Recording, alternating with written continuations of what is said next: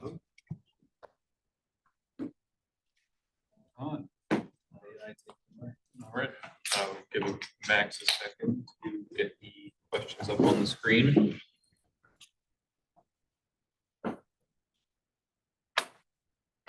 All right, so this portion of the agenda for today will focus on the electric industry specifically, and so we will be reviewing some questions specific to finding out more information about the electric industry in Iowa and any thoughts or practices that you all believe should be imposed. We will follow this with a short break and then get into the gas specific and water specific discussions as well after. All right. With that said, this first question has been talked about a lot already, but just to kind of get some more focus on additional points that may not have been brought up yet. LEI is asking, should Iowa adopt an integrated resource planning process for electric utilities to review the generation portfolios? What would be the advantages and disadvantages of adopting this process? What impact would a mandate to participate in an IRP process have on utilities? What impacts, both negative and positive, could you foresee from instituting an IRP requirement on customers? And then if implemented, should the IRP process focus on short-term planning, such as 5 years, long-term planning, such as up to 20 years, or both, and why? And so with that, I will open the floor for any comments.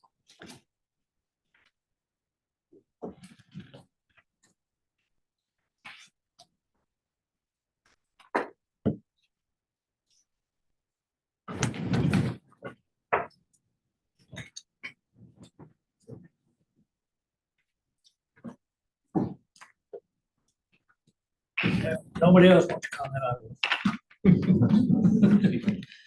So I think what the IRP process, the benefit would be that it would bring all of the separate regulatory provisions together in one place so they could be reviewed as a whole.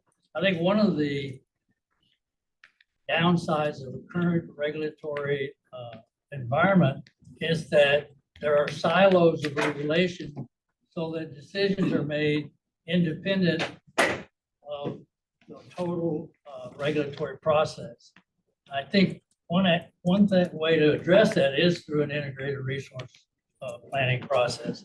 I think that would be a benefit. I think in today's changing environment, I think there needs to be more transparency about how utilities are evaluating how to address the needs of customers in the future, especially with MISO and SPP and the IRA from the federal government and all those incentives. There needs to be more input, I think, and transparency for stakeholders, as well as understanding, what the decision-making process is. And I think there's a benefit to utilities of that, because then when you get to the rate case, which really is reactive, in other words, we've done all this and now we want to hear the rates to pay for it. That if you've been through that process and everyone kind of understands why you are where you are and what you're proposing, that should be a benefit to the utility in persuading the board that they should recover those costs and that what they're proposing is reasonable.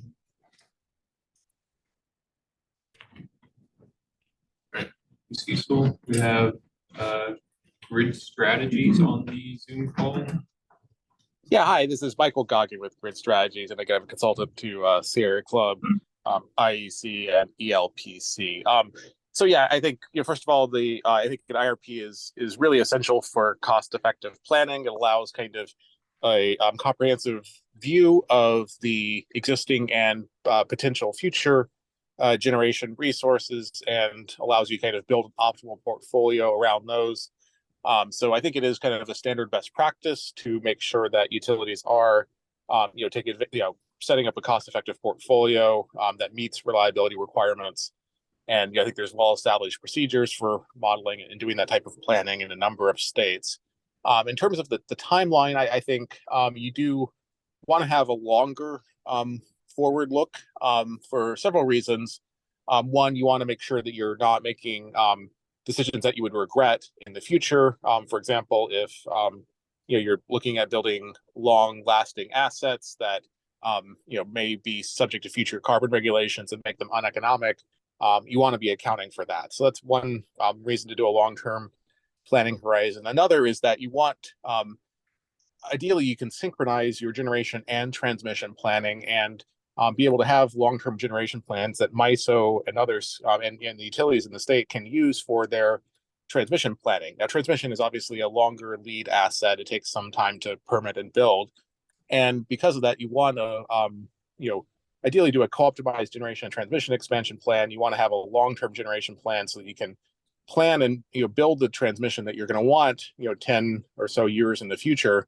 And so I think there's several reasons why you do want at least part of your IRP to have a longer term look. That said, I think it should also be IRPs are best done when they're informed by market prices, and you want to look at getting a request for proposals is that the best way to kind of get that market-based information, and all source requests for proposals or RFP, where you get real market-based binding bids from generators and other resources is kind of standard best practice for getting market price information into the IRP. And for that, obviously, it's a little nearer term. And so I think it's some generally best practice IRPs is to have both kind of a near term focus that's informed by bids, but then also longer term planning that can make sure you're not making decisions that you regret, and also that you're making the long lead investments in transmission and other things that you're going to need. So anyway, just a few thoughts there. Thank you.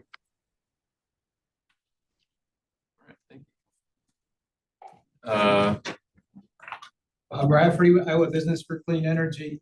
I would say one of the key advantages of adopting an IRP process, and obviously we spent most of the morning, many of the people around the table highlighting the necessity for it. But free markets and competition, have for a long time, demonstrated the ability to deliver important results for consumers. Obviously this system we have of utilities is a balance, right? We give up most of that in order to, just because of the unique nature of utilities. However, to the extent we can find opportunities to insert competition into the process, consumers are going to win. An IRP process really opens up and creates an opportunity that doesn't exist today in Iowa to allow competitive forces to compete for that identified need in the IRP process. So I think that is an important benefit that I don't think has been raised yet today. Thank you.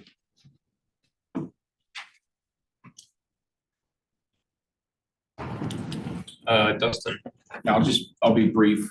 We have comments that we provided that our group supports better planning, and there is value in it. Obviously, many states have that, but I think what's extremely important in looking at an IRP is how it's structured is extremely important, because you can create a structure that is just planning for planning purposes that becomes burdensome for the utilities and for the customer side.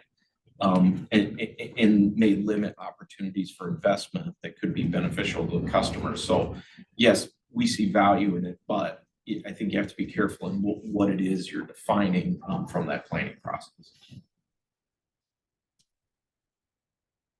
Lori on Zoom. I can let Greg go next because I don't think he's spoken.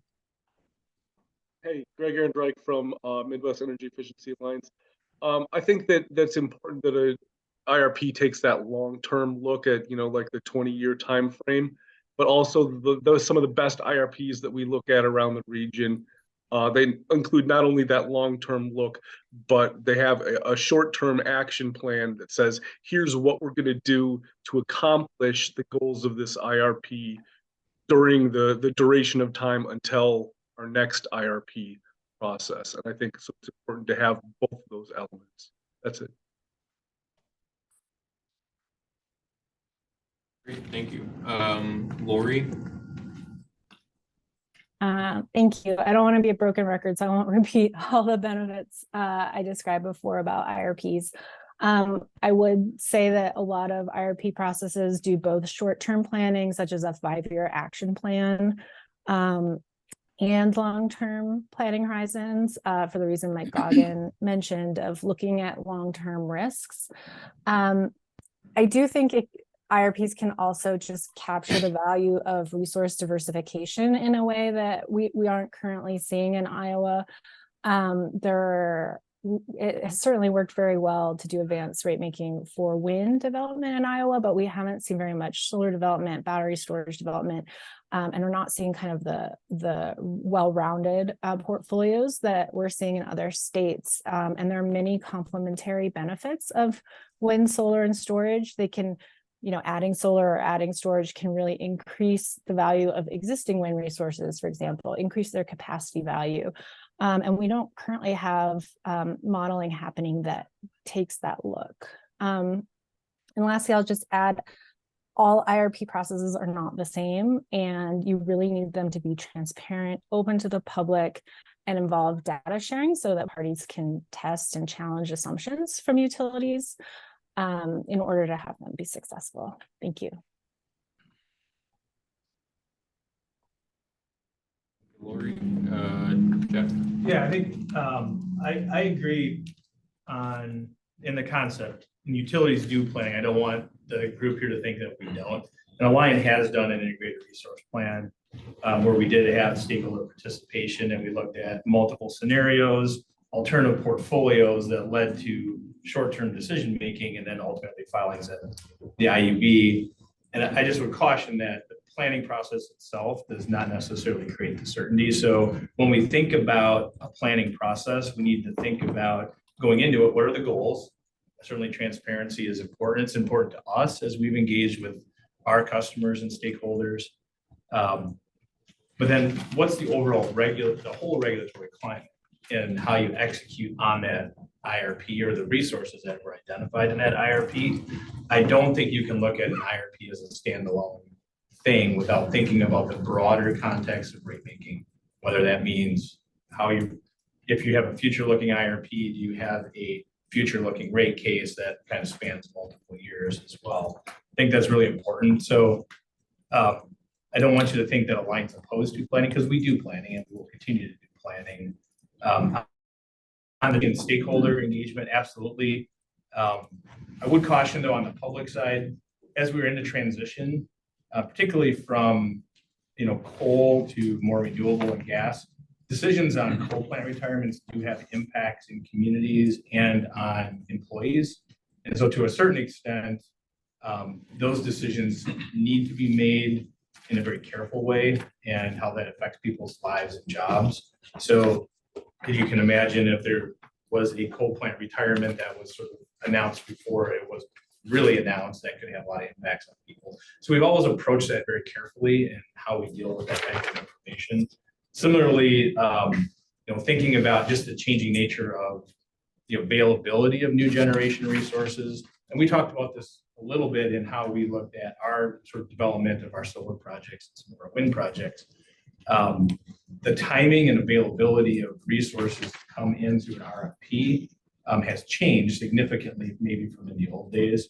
And while RFPs can provide insight into IRP processes, our experience has been that you don't get firm prices from developers, and they're subject to some of the same risks that our developments would be. So for example, whether it's anti-dumping tariffs or other land use concerns. So just kind of caution about looking out there and kind of using some of these buzzwords as we're thinking about the planning process, be very purposeful in what we want to accomplish for Iowa and what's the best way to do that. And obviously short-term and long-term have to be part of it, because if you don't have an action item coming out of a long-term plan, then what's the point? So I do think that that short-term piece is really important, but that long-term vision of where we're going is absolutely critical as well. We'll go to Debbie on Zoom. Great, thank you. Yeah, so to add to what's already been said in terms of the advantages of the IRP process. So, there's been discussion about considering alternative resources and new technologies, but another critical aspect of the IRP is really evaluating the economics of existing resources, especially as regulatory environment changes, as new state goals or policies are put into place. It's it's great that right now some utilities in the state have, low rates, but there's no guarantee that that's what will happen going forward as power plants age, as new federal regulations are implemented, the costs to maintain, to operate those plants can change and can go up significantly. And, an advantage of the IRP process is it allows the continual reevaluation of how do the economics of these existing resources look going forward? Are they expected to be the same as they were in the past, or are they expected to be higher and different? And therefore, what's the lowest cost, best option in light of these changing realities?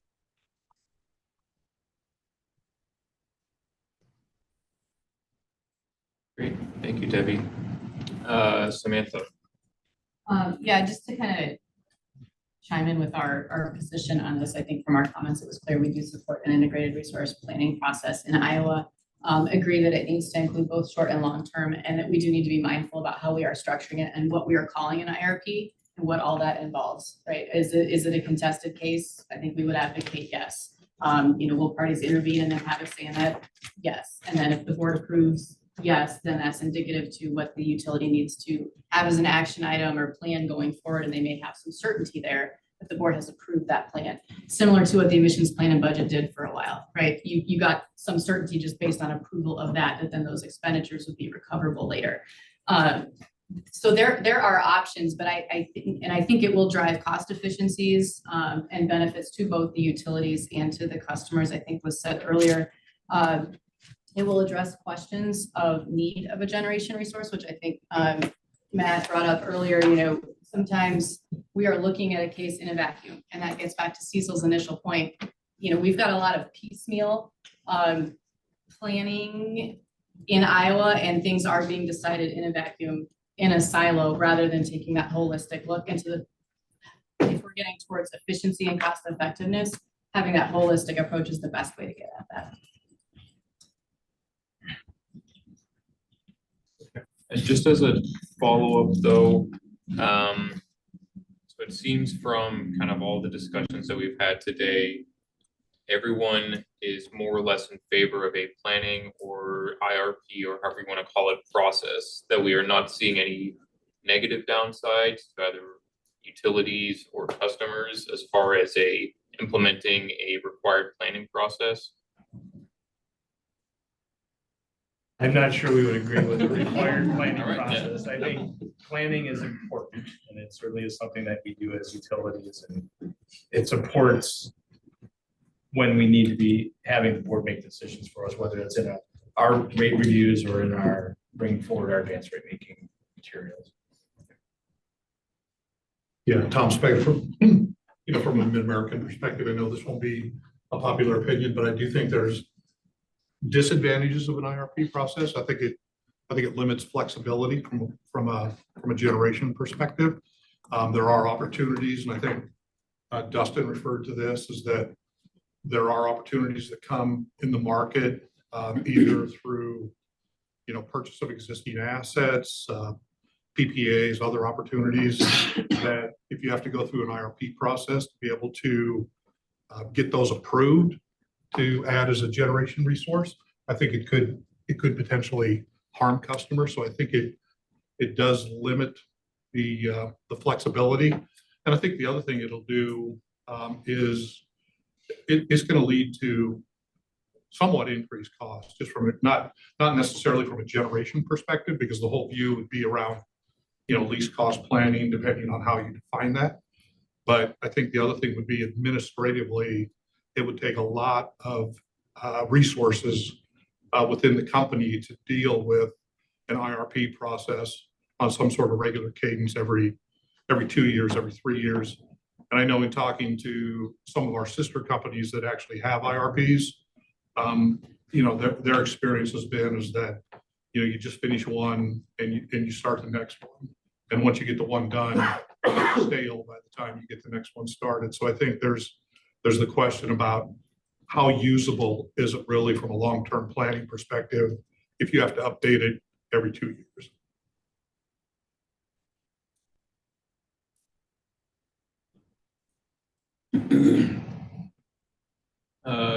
Debbie, is that the same? Oh, actually, I'll go here to Jennifer. Sorry. Our comments had suggested that the energy efficiency dockets might be a good place to do this. The components that are required to be filed in energy efficiency, the load forecasting, the resource options, all of that information is part of an IRP, and it's something that gets conducted every 5 years. So you would have something available so that stakeholders are involved in it and can have some input on resources that are being evaluated. I think the comments about making sure that your resource inputs are fresh and reflect competitive options in the market is important. So, you know, there is a lot of work involved that I do agree, but I think it would be beneficial. And once you get it going, I think it kind of, you know, behaves like the ongoing long-range planning that we do for energy efficiency, for example. Debbie on Zoom. Yeah, I just wanted to briefly make a comment, I think in response to what Mid-American indicated about one of the downsides of an IRP process being that if you have a need in between IRPs that you couldn't necessarily go after that resource. I think, you know, a benefit of designing an IRP process is that doesn't have to be the case, right? IRPs, resource planning processes generally are designed to guide and set out a map of what resources are needed and what the costs are of each, but they can be designed properly to not in any way prohibit and preclude the ability to go out and procure resources as needed. So I would just say that, you know, if designed properly, the IOP process should not, you know, get in the way of the need to procure a resource because, you know, conditions change after the IRP is prepared.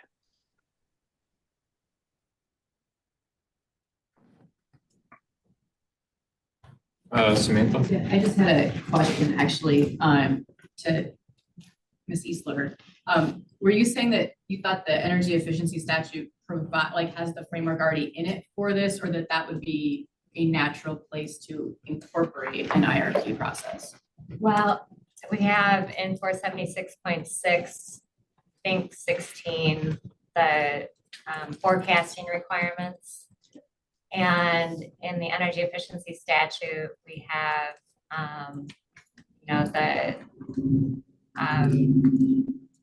how much cost-effective energy efficiency are we going to target? So you have to derive avoided cost as part of that, and the avoided cost flows from ideally an up-to-date resource plan. So the components are there just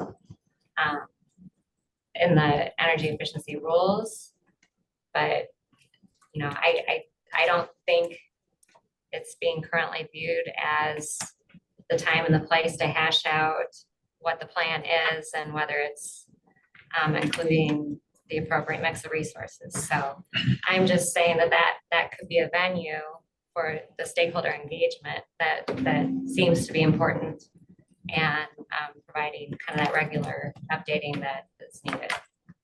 Thanks. Yeah, I think, and I wanted to ask because I think there's been questions in the past as far as, well, resource planning doesn't belong in an EPB. It also doesn't belong in an EAP. It also doesn't belong here. It also doesn't belong there. So where does it belong? So I wanted to try to get your understanding on that.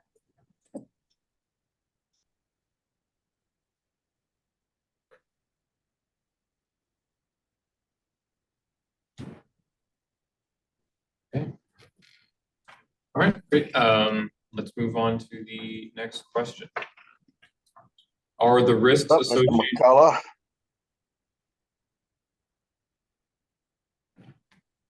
Yeah, you lost a day in your life.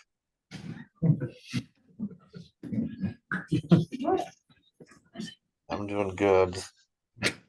Living my life on Zoom. Representative Eisenhart. You got muted. Okay, anyway, are the risks associated with renewable generation and advanced rate making procedures appropriately quantified between the shareholders of utilities and customers?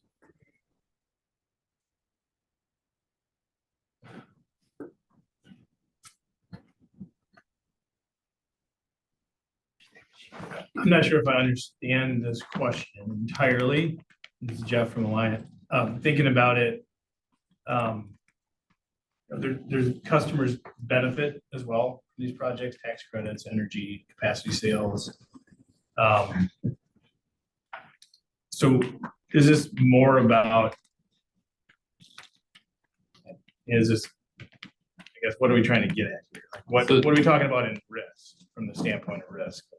So similar to what you just brought up as well about the benefits that customers may receive from renewable generation and advanced rate making procedures, there's also several comments that we received in the prompts that the risks are unfairly passed on to customers based on the financial incentives included in advanced rate making procedures. So we're raising the question to have the discussion about whether they are fairly or unfairly assigned between utilities and consumers when in regards to advanced rate making.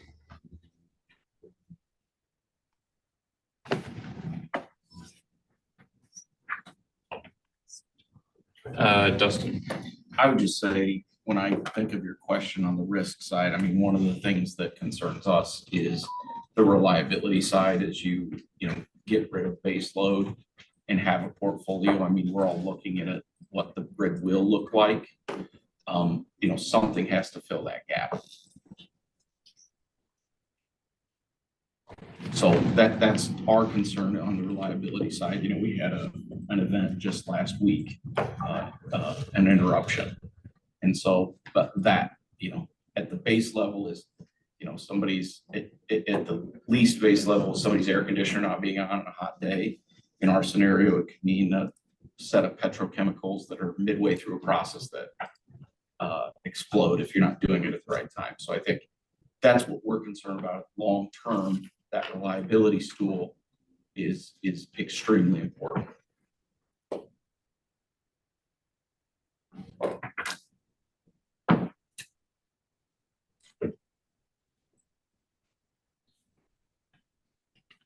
Samantha. Sure. Yeah, I think, from the IEA perspective, trying to read it so I can remember the prompt. Yeah, I think, we put in our comments, and I think we'd reiterate today that the risks are imbalanced through the advanced rate making procedure. I think there are guarantees, the certainty to the utilities, which again, I think I would think there's general acknowledgement that they need some certainty before they expend large amounts of capital. That there's guarantees there for the utility. There are no guarantees for the customers. And that I think is something that is a bit of an imbalance from the IEA perspective. I think risks, I think reliability is important. I think, again, that gets back to some IRP and planning and what your portfolio look like. But just for advanced rate making itself, it strikes us as there is a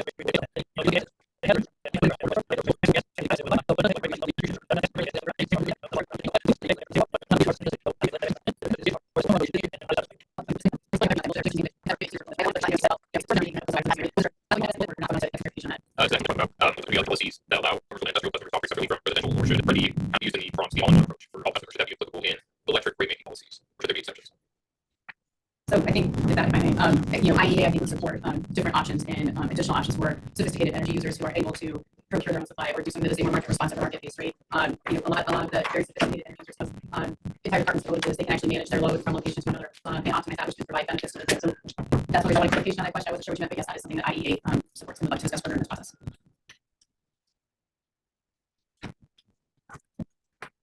Sorry, I have a question. I understand the options answer. And I think we want to ensure that that harm the current system and that. So I guess I have to look at to make sure that the existing system not harm anybody who works on the state first. As they can apply that to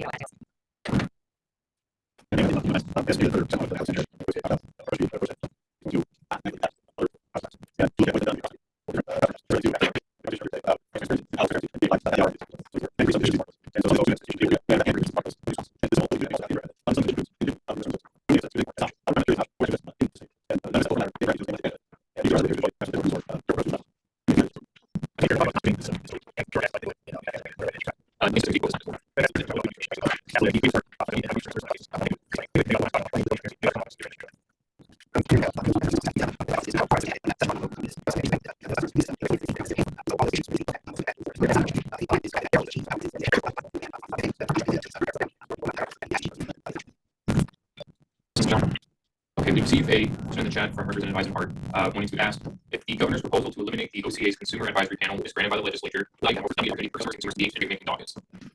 And I can repeat the question as well, since I know it's not. If the governor's proposal to eliminate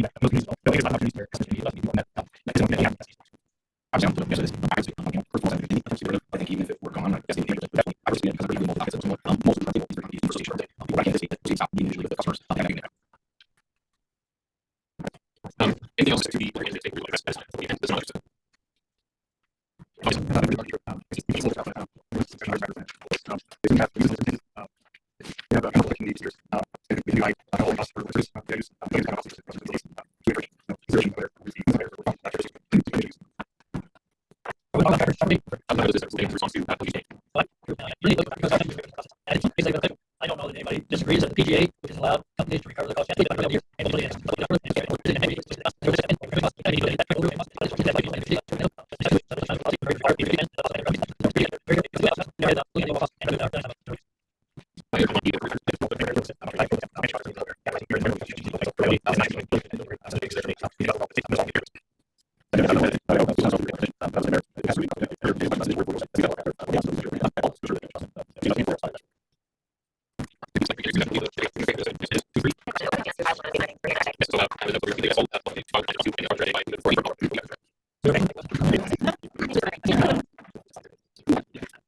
Yes,